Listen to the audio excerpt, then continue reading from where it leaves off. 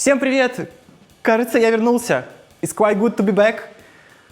Это были худшие 2-3 года в моей жизни. Не знаю, как у вас. Просто отвратительный фудер-мич. Может быть, когда-нибудь я сниму спин-офф про весь этот ужас. Вот. Еще пожестче, чем тот, что вышел перед этим роликом. Я очень рад вернуться. Вот это самое главное. Я рад делать то, что мне нравится. Это бесценно. Просто бесценно. Поэтому, ребята, Хорус, часть 3. Поехали!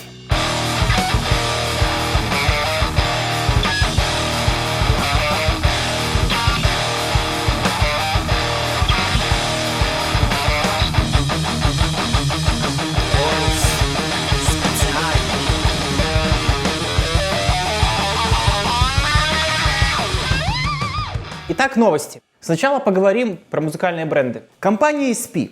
Весь движ последние несколько лет движется вокруг LTD и ESP USA.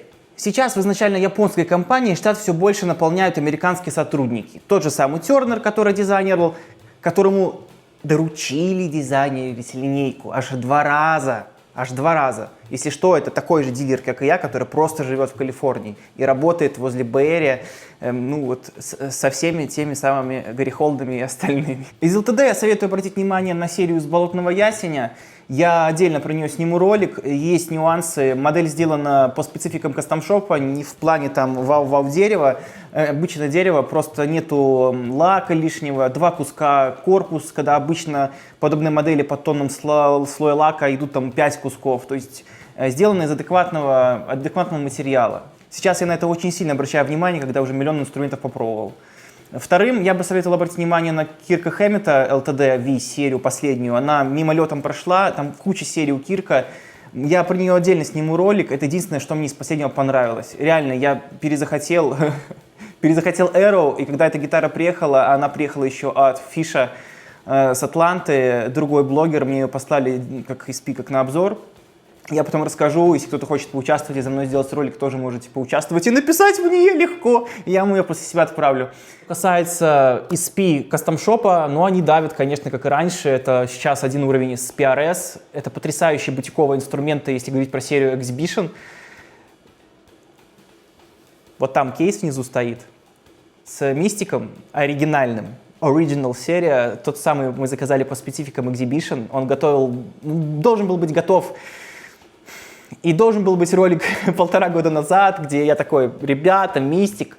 Я всегда фанател от этой гитары, от этой модели. Наконец мы заказали оригинал, дорожен. Эта гитара там 10 плюс стоит. И это офигенный волшебный инструмент. Опять же, в Инстаграме я не пропадал, если что. Дин практически была смерть. Кроме того, что сначала понеслась эта тема с Даймом, что нельзя им больше делать гитары. Затем на них начали давить еще и другие компании по авторским правам. И в итоге сейчас был суд, они судились с компанией Gibson за право выдавать инструменты. Ну, так или иначе, мы же все понимаем, что Дин они взяли от Гибсона и улучшили. Может, вы тоже читали, они выиграли суд. Это очень хорошая новость. Дальше будет вопрос с Даймом. Опять же, они делают модели, просто не пишут, что это сигнатура Дайма. Я очень хочу Дин ML слайме. Блин, это просто волшебство. Этот зеленый цвет сейчас очень актуален. А Алекс Скольник, мы с ним недавно общались. Я же теперь как SP-дилер могу писать людям и говорить, я не просто кто-то там на ютубе оголтелый чувак на русском разговаривает, а я такой SP-дилер. Hello. Так вот, мы разговаривали с Саней. Ему тоже приехал его Eclipse в зеленом цвете. Пару дней назад был на концерте, там был Testament, и я видел эту гитару. Очень красиво, очень красиво. Те же самые датчики, которые я очень люблю, Sentinel, Pegasus, смотрится офигенно. И он сказал, что да, спокойно сравнивать можно с его винтажными гибсонами, которые есть. Офигенные инструменты, да, его ESP USA полегче и больше нравится. То есть, в принципе, такая история. С Лютером Дин во Флориде я тоже познакомился. Тоже прикольный такой бывший военный чувак. Стоит сейчас гитара от него, Дэва Мастейна Стради. Тот самый дико редкий, дико офигенный. Я уже там чуть-чуть подснимал для Инстаграма, это, конечно, бомба. Что касается Фендера и Гибсона. Про Гибсона в 2007 году они хотели подписать контракт с Джеймсом. Джеймс Iron Cross тоже делал. И он рассказывал, что отношения, естественно, ни о чем, но Кирк схватил наживочку, и Кирк подписался. Конечно, сейчас Цезарь управляет получше, это новый CEO Гибсона со своей еще музыкальной группой, со Слэшем и Даффом. Какой ужас они там сделали, это слушать вообще зачем? Дафф сейчас как-то всем помогает, кто находится вокруг Гибсона, судя по всему. Потому что, кстати, да, Джерри Кентерл, вы видели его сигнатуру, то, что Гибсон сделал? Что за... Ну что это? Но он этот белый эпифон вообще, даже если мы сделали бы Гибсон белый, наподобие этой сигнатуры. Он же даже не играет с ней. Нафига это было сделано? Поэтому с Гибсоном непонятная история. Вот в 2007-2003 они с Джеймсом никак не договорились, хотя тогда выпускали это 1984. Но это хотя была лимитка. Сейчас они выпустили Грини, и это просто потоковая гитара. Притом за $20 тысяч. Если ты хочешь не потоковую гитару, плати вообще 80. Что это такое вообще? Sold 100 million records. Now look at it.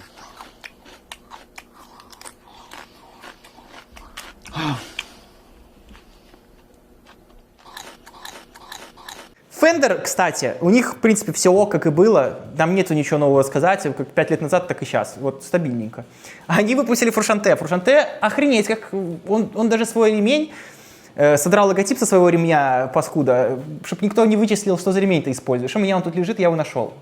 И лежит его гитара. Но только мы сейчас готовим дикий проект по телекастеру, потому что недавно опубликовали его страт. Тоже 20 тысяч, типа того, лимитка. Я не знаю, как они договорились, потому что, опять же, я много читал про Фруша, он вообще не фанат. Он не любит светить, не любит маркетинг и не любит все, что с ним связано. Не знаю. Скорее всего, на фоне того, что многие сейчас его сравнивают с Ван Хейленом. Вот, и, возможно, он такой, ой, ну, у Ван Халена была сигнатура, ну, я тоже хочу, ладно. Хотя по факту, что у него как бы... Его телекастер мне нравится больше. Страт, конечно, волшебный, но мы взялись, я не жалею за телекастер, он внешне отличается, там есть паттерны, и, в принципе, про этот инструмент я расскажу очень много. Это та гитара, которая за последние 2 года мне взорвала мозг. Это прям вот, наверное, пожалуй, на самом она находится пьедестале. Потому что этот инструмент, я с ним провожу много времени, не подключаю его вообще, и это что-то новенькое, что-то абсолютно то, что я раньше не трогал, а я трогал винтажные гипсы. То есть эта гитара мне еще больше зашла. А погнали прогуляемся на уличку. Как-то мне заколебалось тут сидеть. Звук любого музыкального инструмента определяется тем, как его масса и резонансное свойство взаимодействуют с вибрацией струн, передаваемой через корпус. Все в природе резонирует. Частицы, молекулы, хорошие шутки. Но даже несмотря на последние законы СИТЕС по охране природы, все равно гитары делают до сих пор из дерева, несмотря на то, что с материалами экспериментировали и экспериментируют до сих пор. Никакого аудиофилизма. Сегодня мы поговорим про то, как относятся музыканты к этому, что они выбирают, придают ли они вообще этому значению. Или все это миф и фигня, и вообще не надо задаваться этими глупыми вопросами. Гав-гав-гав-гав. Гав-гав-гав-гав. Гав-гав-гав-гав. Что? Ветка, говорю, выглядит довольно знакомо. Да, согласен, я где-то эту ветку уже видел. Джордж Линч, первый эндорсер компании SP. Я максимально рекомендую изучить этого музыканта. Во многих аспектах он был тогда в 80-х на передовой. Он предпочитает все свои инструменты, сделанные полностью из клена, за редким исключением даже накладки. Корпус с одним датчиком, максимальный минимализм. Гриф клен и большой хедсток хоккейной клюшкой. Ну, кто знает, тот любит. И это интересная формула, нетипичная, потому что клен, особенно в корпусе, дает большой вес и плотность, так или иначе. Поэтому чаще используют там махагон или другие деревья, потому что там просто спектр выбираемого выше. Можно выбрать более легкую древесину, более тяжелую. Клен все-таки больше про внешние свойства, я про это еще скажу, но в плане дерева это очень плотная древесина. Он сделал своим звуком акцент за счет этого на верхнюю середину, на пробиваемое, потому что он играет соляки и так далее. Ему это надо, но как он интересно поступил, убрав эту глухость в звуке, да? Он использует высоковыхлопные датчики. И благодаря тому, что дерево достаточно плотное, оно не настолько песочит, если простыми словами. То есть, когда ты используешь высокогейновый звукосниматель, начинается либо клиппинг, либо бывают перегрузки лишние, и так или иначе это помехи в звуке. Но благодаря тому, что у него плотная древесина, которая глушит верх, у него и получается такой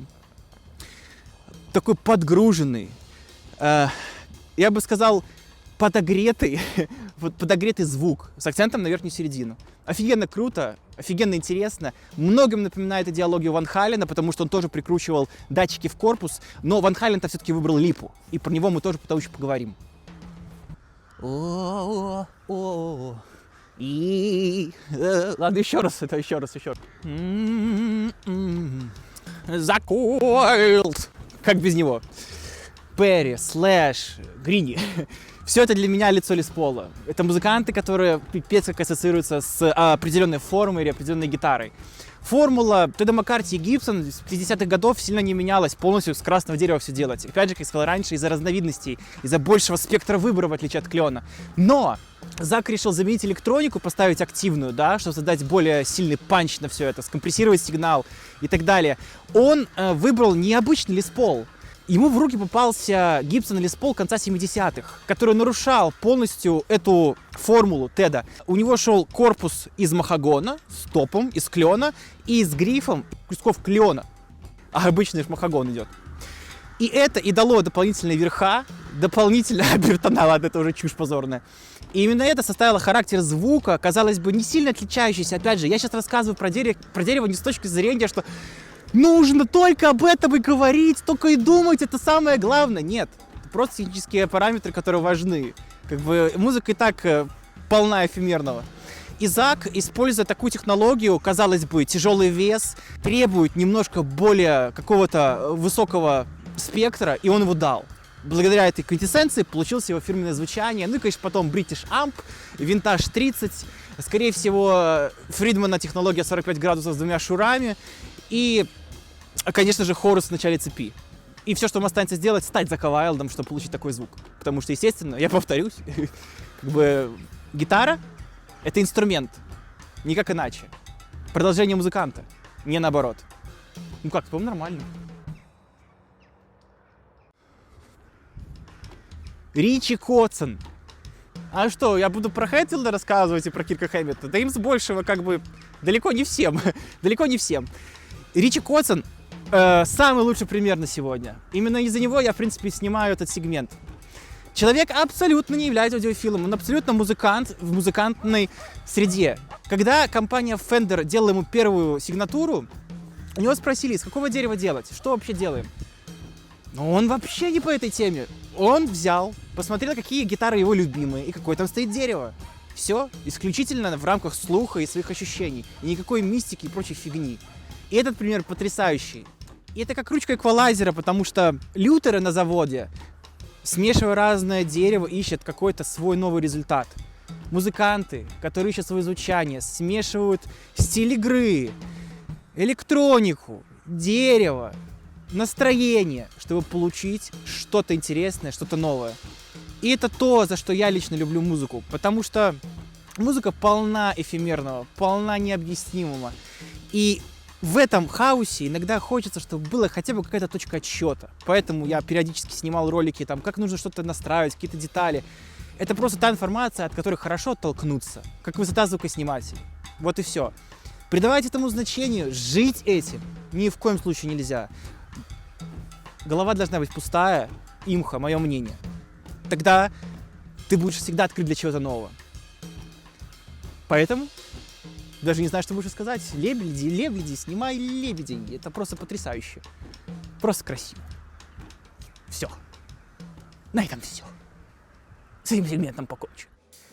Мне удостоилась честь и, пожалуй, самое приятное, что было за последние 2 года, поездить по фестивалям. Наконец у меня появилась возможность, и я посетил большие металл-фестивали, большие рок-фестивали. Вот, хочу еще попасть на поп и на синты как-нибудь. Ну, не на синты, ладно, может, Куачелло когда-нибудь. Так вот, что я хочу сказать. У меня хорошие новости.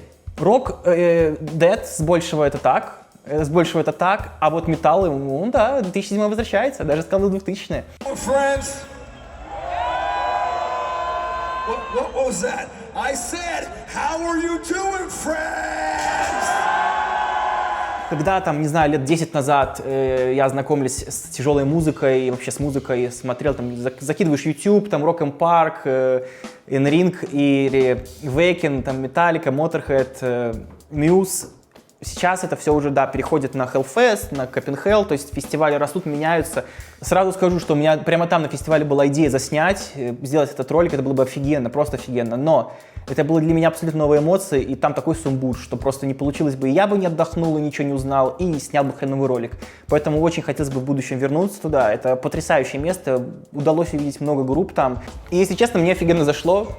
Все больше проникаюсь музыкой 2000-х.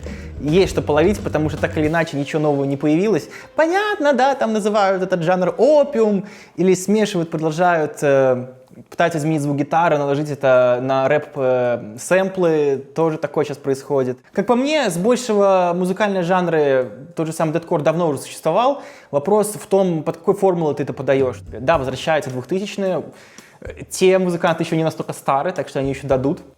Хотя, говоря про старость, концерт перцев — это, в принципе, одно из самых лучших, что случалось за мной за 2 года, и это просто волшебство. Ну ладно. Короче, лично мне кажется, что еще не все сказано, возможно, будет что-нибудь еще, но не что-то кардинально новое. Мы живем в эпоху, когда любая новость доходит моментально, и вот, например, с искусственным интеллектом. Еще буквально 2 года назад пророчили, что он там такой волшебный, и все порнимают, что это просто инструмент. И это тоже такая типичная бизнес-стратегия, по чуть-чуть дозированно кидать информацию в людей, создавать хайп, ажиотаж, порой вокруг из ничего. Потому что столько появляется разных коллабораций интересных, но они все преследуют какую-то идеологию угодить всем. Как мне кажется, раньше такой идеологии преследовало меньшее количество музыкантов, и результат был более интересный. Имха. Я когда сейчас об этом говорю, мне вообще мозг взрывается. Я не верю, что мне удалось, я Kiss увидел. И это самые дорогие майки, которые в жизни, я там их увидел. Deep Purple. Это, конечно, Deep Purple, это, наверное, самая группа из самых олдовых музыкантов, которые мне удостоилось увидеть. AC/DC. Если вы видели ролик «Хоббита», где на разогреве выступала Pretty Reckless, и на нее села летучая мышь, а вы что думали, Валентина там нет? Конечно, Валентин там есть. Он держал руку на пульсе. Я прямо видел, откуда вылетела мышь, и все заснял.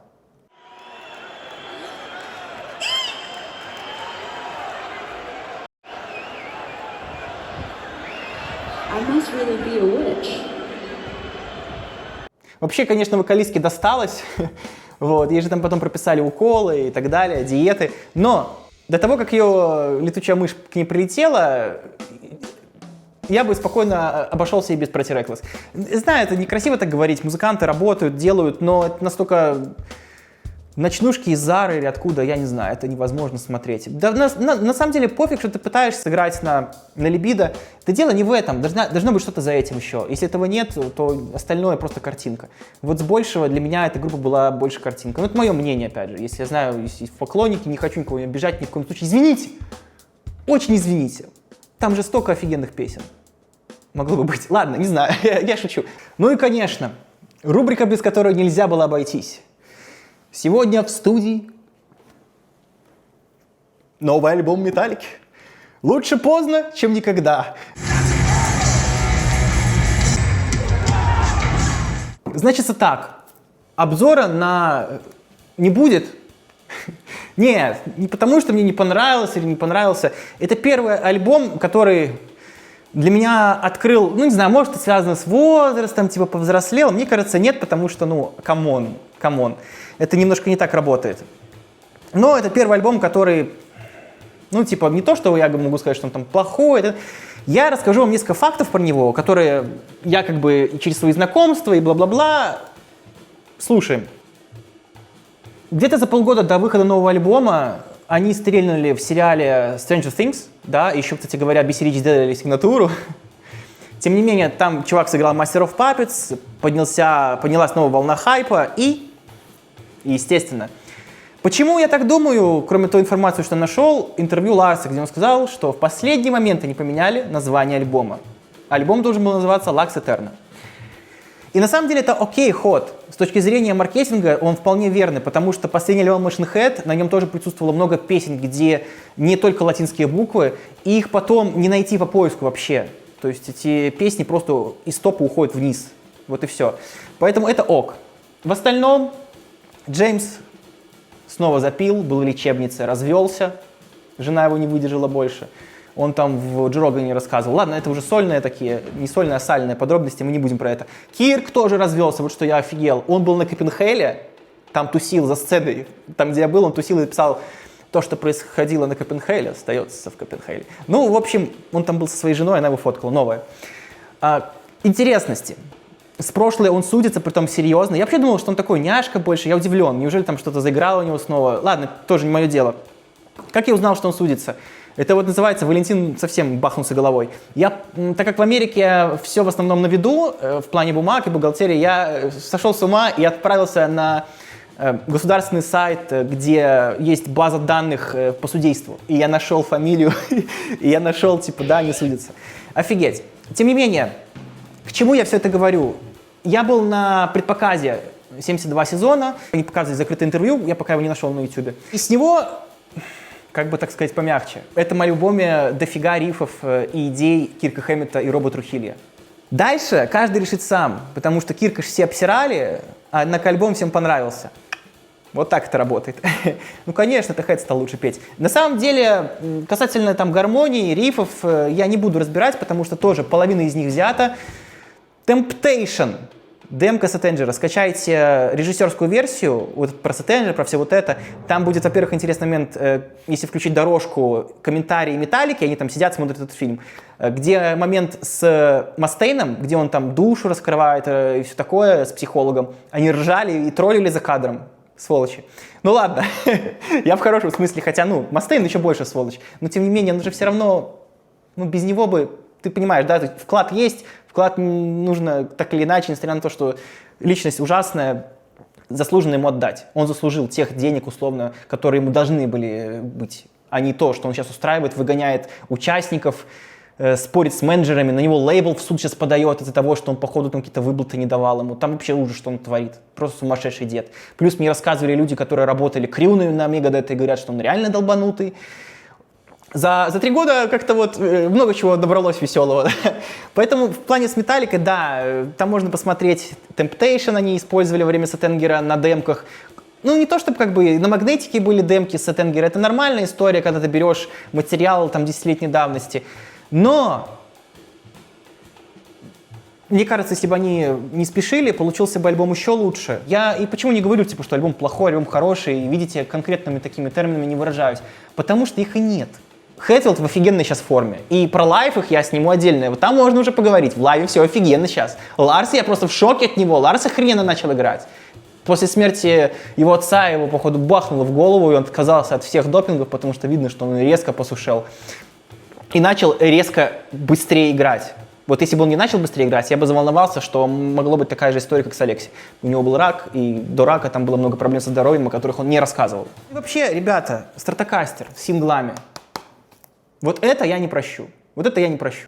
Что, в детстве у тебя не было снейкбайта? Ну, спали Электру еще одну. Ну, зачем? Ну, видно же, что насрать. Ну, видно же, что пофигеть. Куча мерча сейчас делают, уже столько, что прям выташнивает.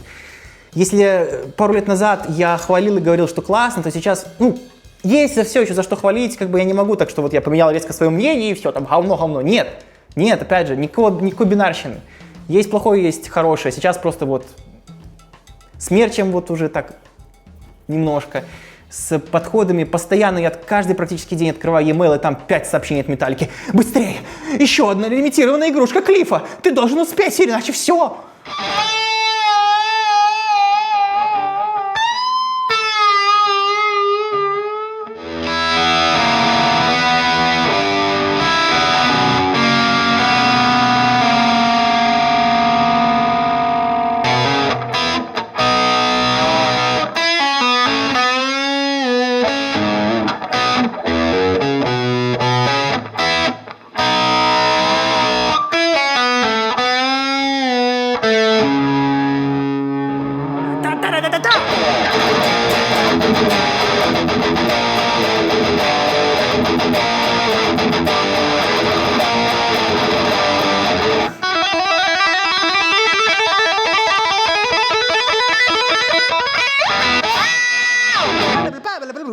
Сегодня у меня в руках SP USA Eclipse.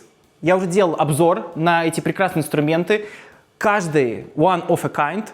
То есть другой такой гитары нет. Это эксклюзивный заказ с калифорнической, с фабрики из Калифорнии. Первое, самое главное, если вы хотите получить звук Гибсона, купите Гибсон. Это же очевидно, понятно, прекрасно. Можно...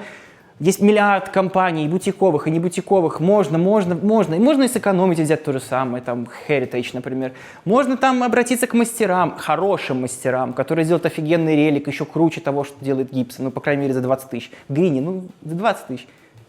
Оригинал-то стоит 80. Ну вы что, с ума сошли? Данная гитара мне дает то, чего не дают другие производители в этой категории. То есть мы сейчас говорим именно о категории от там, $5000 и выше. То есть категория, где уже идут кастом-шопы и ручная работа.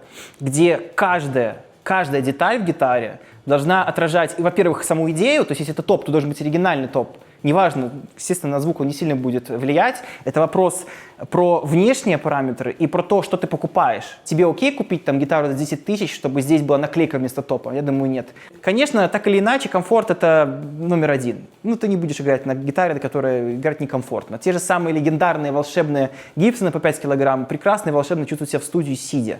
Вот, но с ними уже редко кто выступает. Это, кстати, тоже альтернатива тем тяжелым Гибсонам. Эта гитара не весит 3-6 килограмм, да, эта гитара весит 4, и это идеальный размер. Потому что ну 3,6 ты берешь этот Гибсон и такой, это Fender Telecaster или это все-таки Гибсон?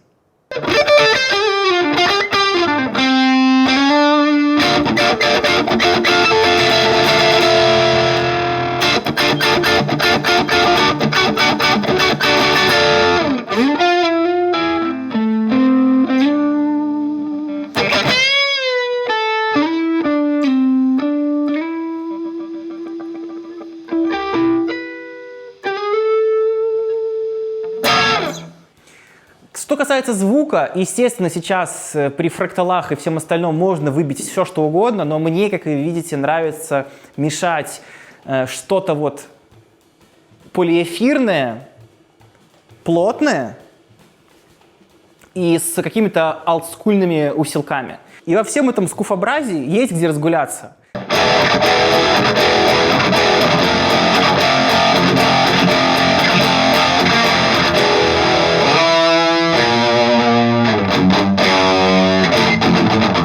Там ассоциации с Mastodon провести, но я и до Mastodon таким звуком увлекался. Вот. Большую часть роликов я же записывал на Фридмана, и сейчас я через Фридмана играю. Я не люблю описывать характер звука, мне это бесит, потому что начинаются все эти эпитеты ненужные, никчемные. Эта гитара звучит, конечно же, лучше, чем многие-многие и E2, и LTD. Я пока не увидел ни одну гитару у ESP, которая бы близко была к этой.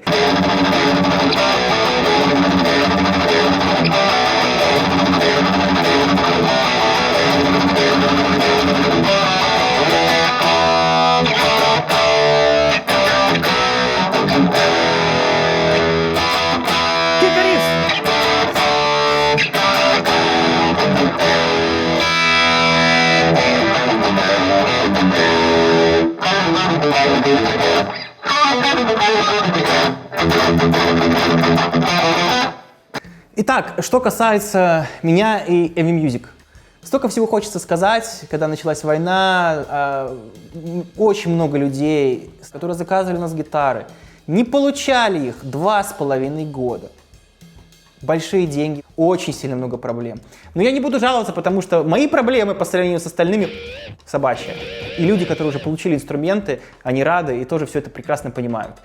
Большинство брендов, включая SP Guitars, официально не сотрудничают с СНГ вообще.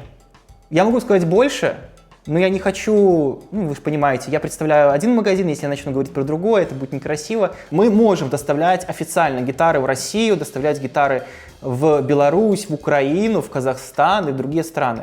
У нас сейчас 3 уже пункта в Лос-Анджелесе, где мы дилеры по США, в Варшаве, где мы дилеры по Европе, и в Беларуси, где мы дилеры по СНГ. Я представляю в данный момент европейское отделение и белорусское. Я туда-сюда шатаюсь, поэтому да, если что, не волнуйтесь, задник другой еще вернется. Сейчас я в Варшаве нахожусь. И надеюсь, потому что я уже получил письмо от компании SP, ребята подписали за меня, я жду документов от Asahi, и надеюсь, если все сложится, то я, наконец, побываю на заводе этом и с другими пообщаемся. Блин, я с Билли Шиханом недавно общался. Вы понимаете, к чему я сейчас говорю, да? Я и так люблю рассказывать в роликах то, что может быть, но не случается, поэтому я сейчас ничего не буду уже больше говорить. Мы сейчас ждем новый сайт, к слову, да, если обладаешь скиллом и дизайне, и можешь сделать что-нибудь на тильде несложное, чтобы как бы под ключ, простенький сайт, пиши мне в директ куда угодно, и мы поработаем. Было бы классно. Что касается моей музыки, никогда на YouTube об этом не говорил, и, наверное, еще не сильно время пришло, потому что парадокс заключается в том, что еще до YouTube я занимался своей музыкой и играл в группах, естественно, и с приходом на YouTube все этого стало меньше. Даже меньше на гитаре я начал играть, когда появился YouTube-канал. Парадокс, да? Вот казалось бы.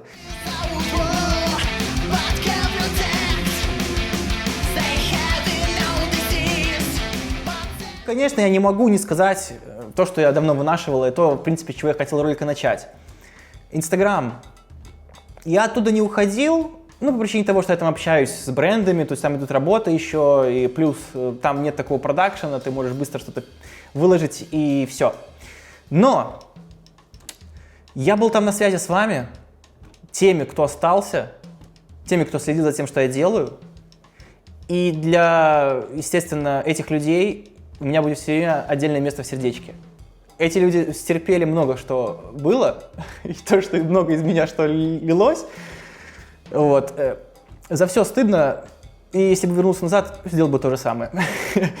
Спасибо большое, ребята, что вы были на связи, вы реально поддерживали меня. И определенно процент от моего решения как можно быстрее вернуться был сформирован вами, теми, кто следил за мной на Инстаграме, был на связи.